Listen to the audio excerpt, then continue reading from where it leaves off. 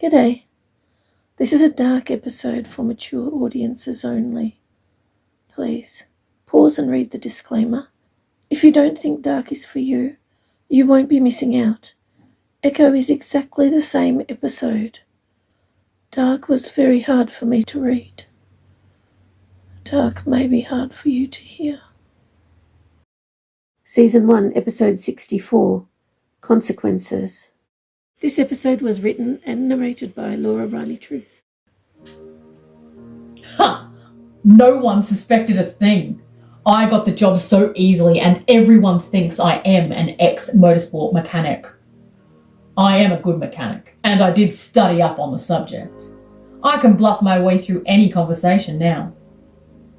That's my income sorted, now to find a place. There are a lot of houses for sale here. That's why I chose this area. I'll find myself a payphone. I need to book some house viewings, and I'd like them to be soon. I don't really want to sleep in my car again. I pull out the newspaper and start calling.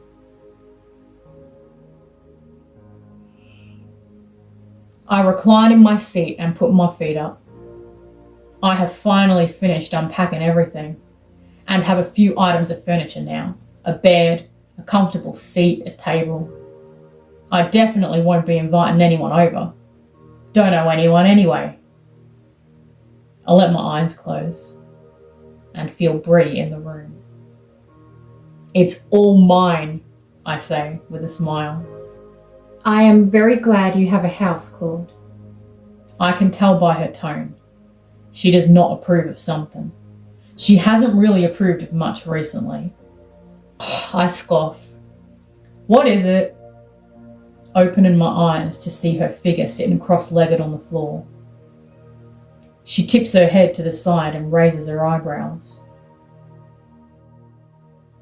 The truth always comes out in the end, Claude. These people will not be fooled forever.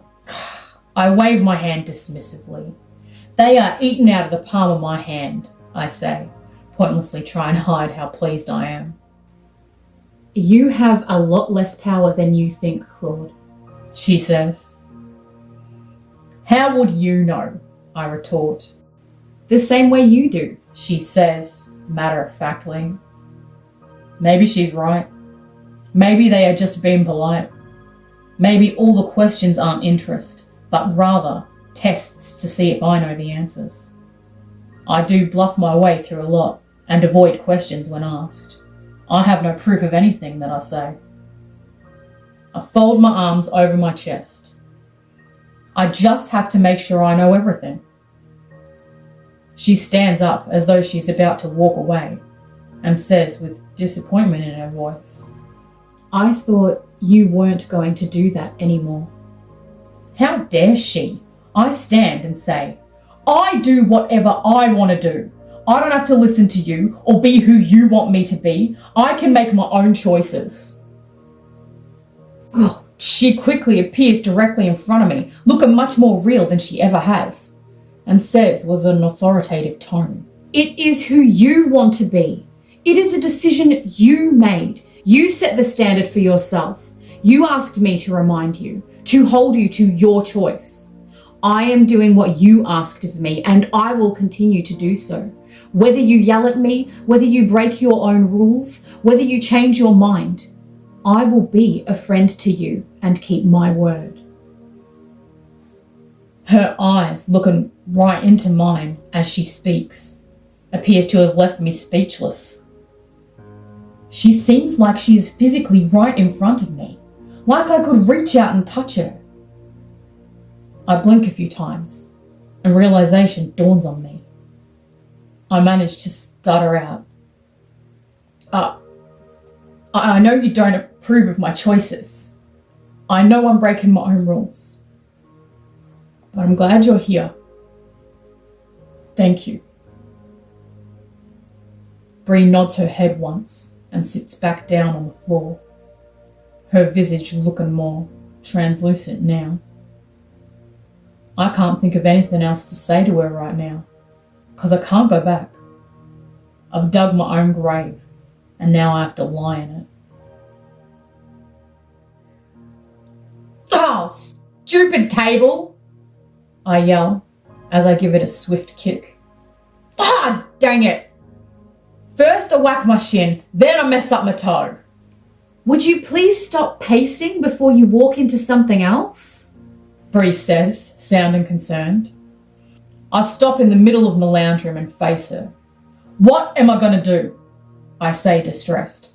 I don't have any proof. I don't have any contracts. They are going to sack me. I've really messed up, Bree. I look at the floor and begin pacing again, but slower this time, waiting to hear her tell me I told you so. But she doesn't. She says in a calm voice, You are going to stop pacing. You are going to sit down and you are going to do the right thing. I stop and look at her. I shouldn't be surprised by what she's saying. I know what she is like. I probably expected to hear I told you so because it's what I would have said. She gestures to my seat and I sit down, burying my face in my hands. I feel her gaze on me, but she says nothing more. I peek out from behind my fingers and sigh. I can't. I'll be putting myself right in the thick of it. I'll be fired, kicked out and put in a cell for years. She comes close and kneels in front of me, looking at my face with an expression I can't identify. She does bring me comfort. Again, it is not what I was expecting, but I should have known better. Whatever the consequences may be, you know it is the right thing to do. The outcome is always better when you are honest. I shake my head. I stole thousands, Bree. I'm earmarked to be locked up for sure. She nods. You could be wrong. You could repay all you have stolen and apologize. They are reasonable people. You do not know what will happen. But the truth is always best, Claude. You know this, even if you do end up in prison. So I escaped from a prison only to end up in another one? I complain. What kind of life is that? She says, Is it not the life you have brought upon yourself, Claude? Bree never sugarcoats things with me. Usually, I appreciate this, but today, it feels like a slap in the face. I lean back in my seat and rub my brow. I guess I know what I have to do. My alarm sounds. I turn it off fast and look around my dimly lit room. I don't see her, and I can't feel her presence.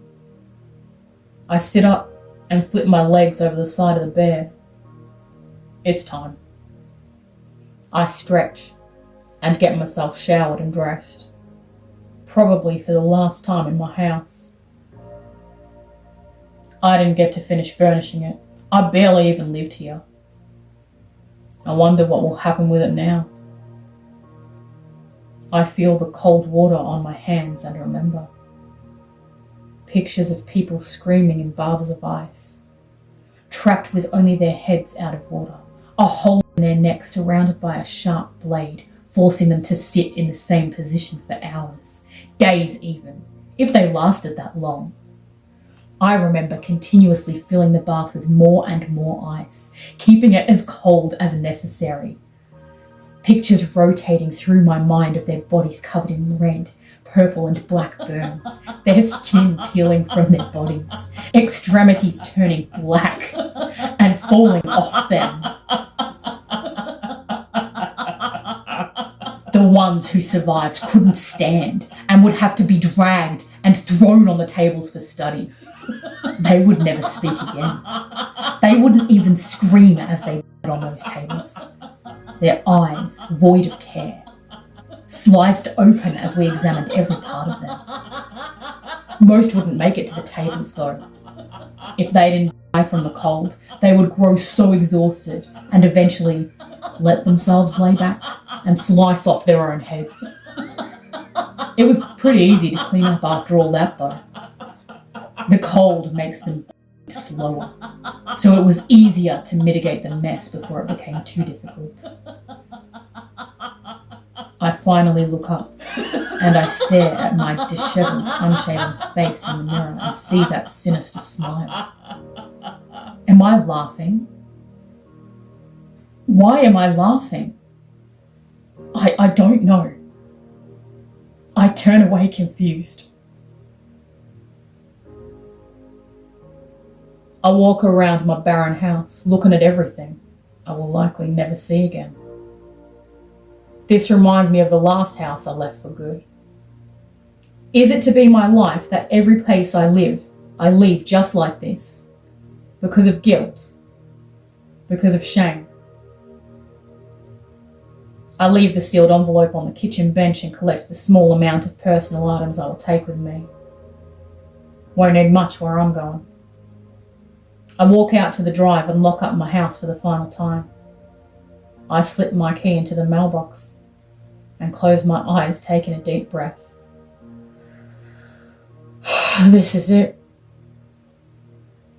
I get in my car and wonder if this will be the last time I drive her. Looking out the window as I turn her over, I realise no one will miss me this time. I have no significant relationships. I have no one who truly cares about me. I find my thoughts settling on memories of Emil and feel an ache in my chest I have never felt before. He would be so disappointed in me.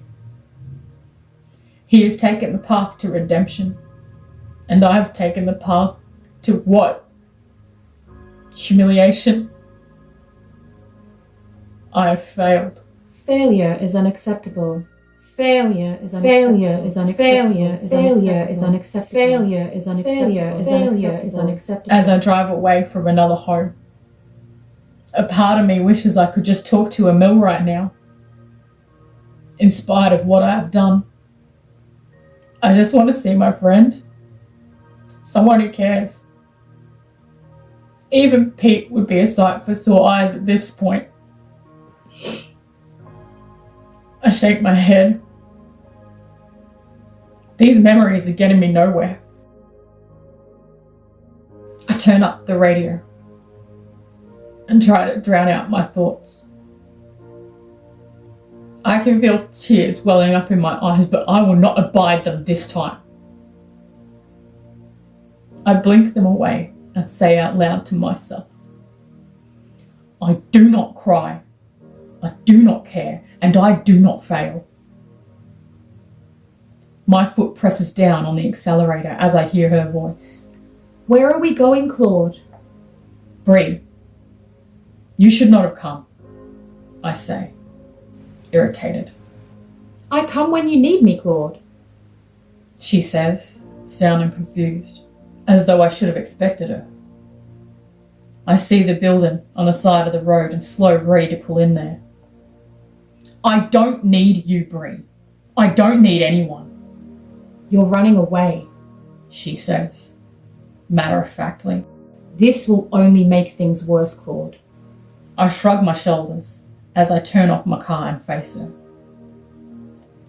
Nothing can be worse than this. I am a failure. Failure is unacceptable. I might as well accept it. Failure is unacceptable. Failure is unacceptable. Failure is unacceptable. Who cares what I do now? We both know where I will end up. Time to go out with a blast. I grin at her.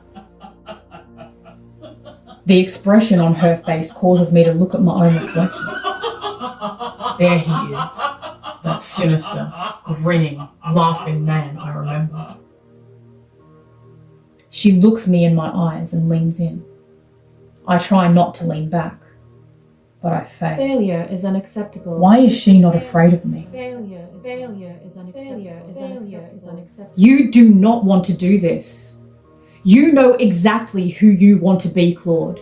And you know this man, she gestures to my reflection, is not him, is not you. I shrug my shoulders in an attempt to appear like I could not care less what she says.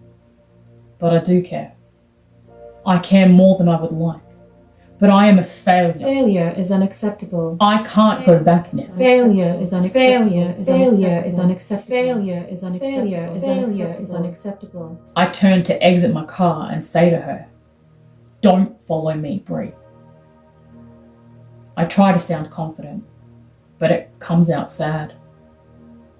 And I know she won't leave me. I don't really want her to go, but I don't want her watching me as I hit rock bottom. The pub is loud, hot, and crowded. It stinks of grog and piss. This pub lives up to its reputation. I sit on one of the few empty stools at the bar and order a drink. The bar is sticky and the music too loud. So many voices talking at once. How I would love to shut them all up. I see the figure of Brie sitting on the bar top across from me and turn to face away from her. I watch the room, sipping my drink. I see her, slight, blonde, drunk, whispering in the ears of many men. Now I just wait. Pictures rotate in my mind, gripping her by her hair and dragging her quickly across the floor as I toss her into the wall. I would love to hear her scream, chunks of her hair tearing from her scalp, ripping down her barely conscious face, see the look of shock on her face as she realizes. Strip her clothes from her scrawny little body, slamming her against the wall until unconsciousness takes her completely. I could beat her, kick every inch of her so that her whole body is a bruise. But she wouldn't have time to bruise. Drag my blade through her soft skin and watch the run to the floor. Then, do I wait until she is dead? Or I see her walk unsteadily towards the bathroom. I can feel myself grin. The expression is difficult to hide. I begin to follow her, looking back quickly. I can't see Brie on the bar top. Where is she? Did she leave? I reach the bathroom door and check to ensure no one will see me enter. As I turn back to slip inside, Brie's face is directly in front of mine. "Sit back down," she says. I ignore her and step right through her to enter the room. Brie remains right in front of me as I move, looking under all the stalls to ensure only the target is in here as I barricade the door. You do not want to do this, Claude. I am careful not to speak to her out loud, as I don't want to be heard just yet, and I do not know how much sound the loud music will obscure.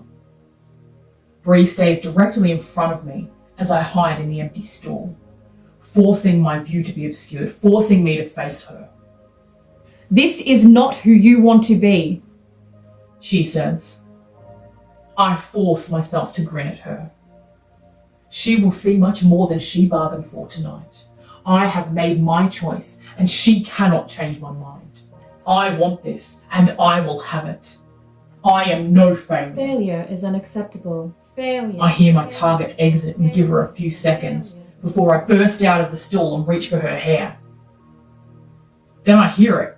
Left. I look confused at Brie as my target calmly steps to her left, not even bothering to face me. I reach to grab her again. Down. Brie is directing her. My target ducks to the floor. Left, left, she says. I quickly reach left, anticipating her movement, but she moved to the right instead. Shut up, Brie!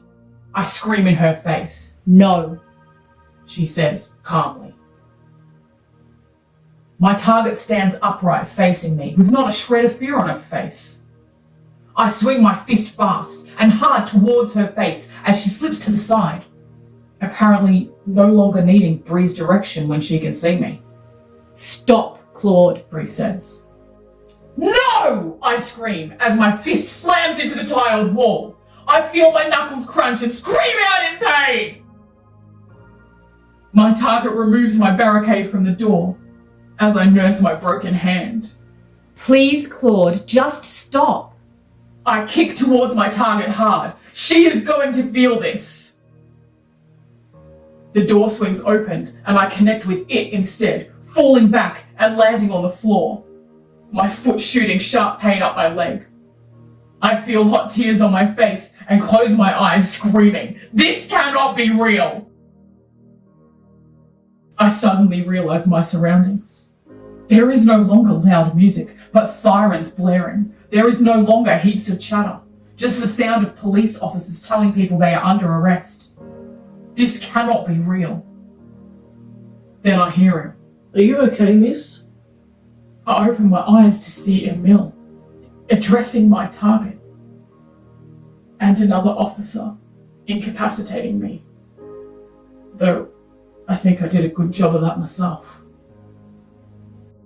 I am all right. He doesn't have very good aim. My target responds as Emil leads her out of the room. I know her voice. I think I hear her agree to give a statement. Not that it's needed. They all saw me. I am forced into a sitting position as the officer informs me that I'm under arrest. I don't struggle as he cuffs my hands. I don't argue.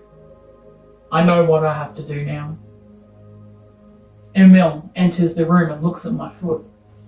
Think you can walk, buddy? He asks. I hold back tears hearing him call me buddy. Even after everything I've done. I shrug and say, I'll manage. I brought this situation on myself. I deserve whatever pain comes.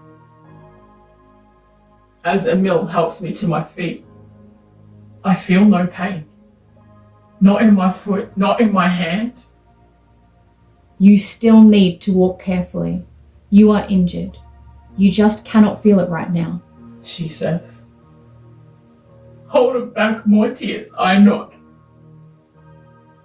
Knowing she has taken the pain for me. As Emil leads me to the car, he informs me of what is going to happen. I tell him I will admit to everything. I have to. I need to. I cannot do this anymore. Maybe a cell is where I belong. Everything is going to be okay, buddy. He says. Emil is so kind to me. After everything I have done, after all my failures, I do not deserve his kindness. I do not deserve anyone's kindness.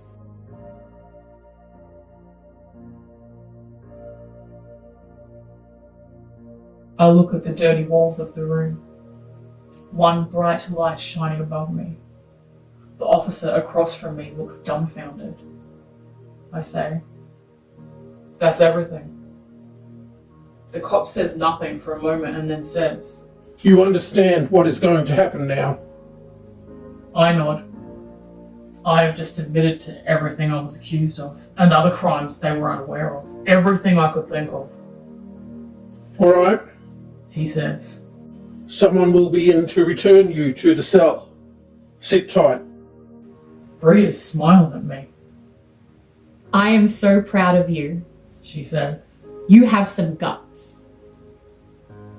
I shake my head slightly as the officer leaves the room. You shouldn't be, I reply. I have just done what I should have done. That is true. She says. But a great many people never do what they should do. Guess I'll be dealing with the consequences now, I say, just as Emil walks in. How you feeling? He asks, sounding despondent. Actually, I say, like a massive weight has been lifted off my shoulders. Emil looks a little surprised, and smiles. I feel better than I have in I don't know how long. Glad to hear it. He says, slightly confused.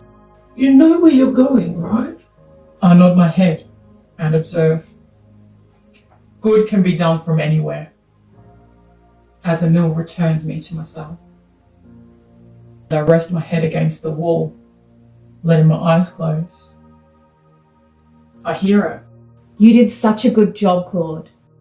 I smile, relaxed for the first time in I don't know how long, and let myself drift to sleep.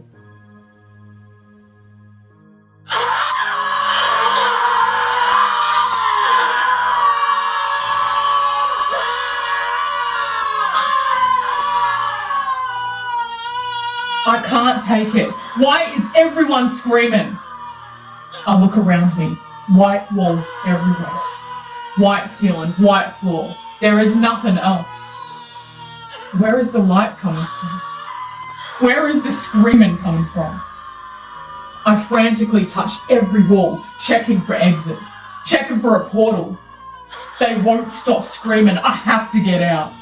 I have to get everyone out. My ears are ringing with so many voices, so many of them. I slam my fist against every wall until I notice they are soaked in. I look down at myself. I'm cold. I'm bleeding from everywhere. What happened to me?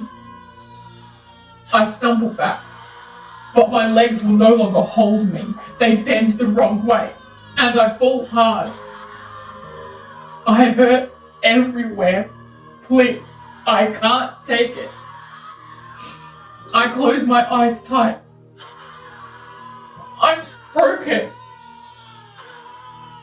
I reach my hands out across the floor, grabbing at nothing, desperate to find something. Please stop screaming. I can't take any more. I feel something.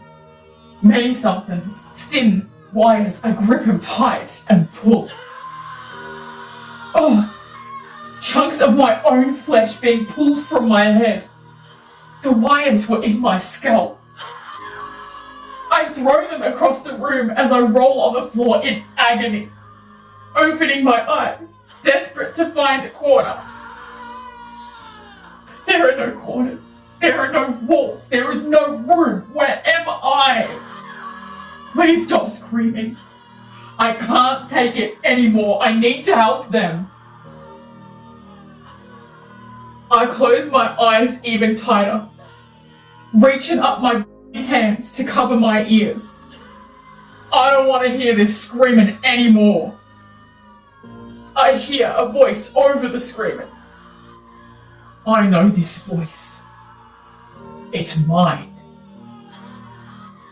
You're just like me now, he says, so calmly that I can't tell if he is my enemy or my ally. Are you gonna stay here? The screaming gets louder and louder. I open my eyes and I see myself looking at me with a finger in front of his lips. I touch my face. My mouth is open. It's me. I'm screaming. I close my mouth and all the voices suddenly stop. How was I screaming so many times at once? Everything is silent as I observe myself. I look calm, peaceful, and content. I see myself smile and ask again, are you going to stay here? His hand reaching out towards me. I cover my face and weep. I am so sorry.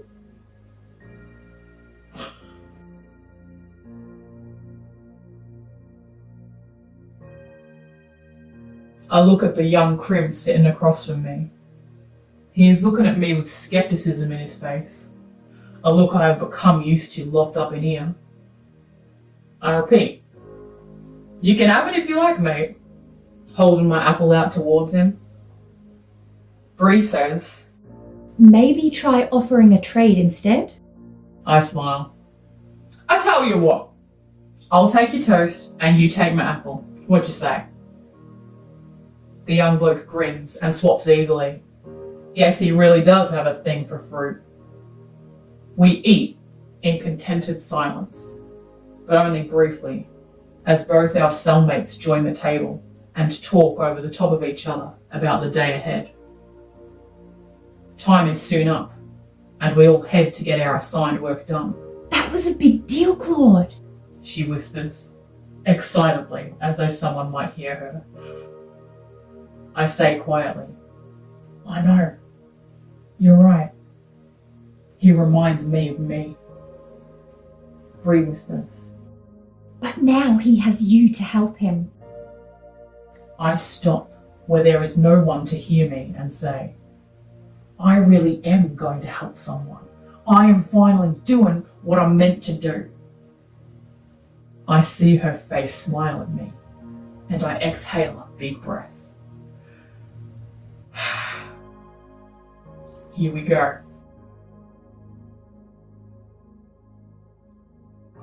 Thank you so much for joining us for a cuppa. We appreciate your company.